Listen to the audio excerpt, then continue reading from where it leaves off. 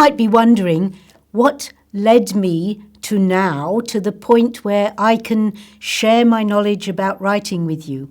Well, I don't have a rags to riches story. I don't have one of those stories where, I lost everything and then regained it. What I do have is a story that said I did a lot of work over many years to learn what it is that I'm teaching you today, and gathered all that information from all different areas and all different study and put it together for you.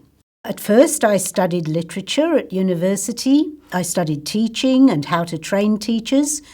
I've got a Bachelor of Arts honours. I've got a Diploma of Education.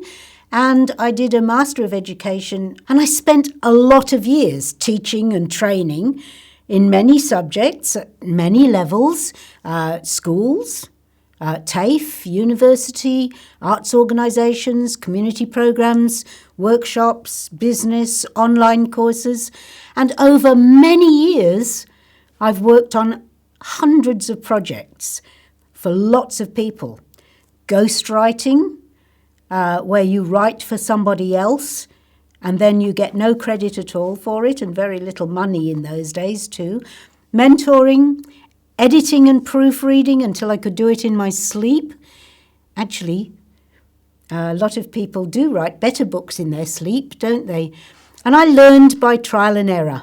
And I guess I learned the hard way. If all I wanted to do was to write a book, I was learning far too much.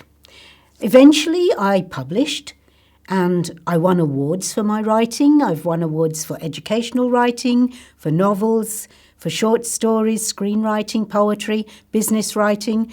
And I gained a master's and a doctorate in writing, which is an awful lot of work if all you want to do is write a book. So do you need a degree to write a book? Of course you don't. It's the silliest thing. So one day I decided to summarise all that knowledge and make it really simple. That's what I'm trained to do, make things simple. And once you know it, it's not that hard. So here I am today, ready to show you the easy way to write your own book.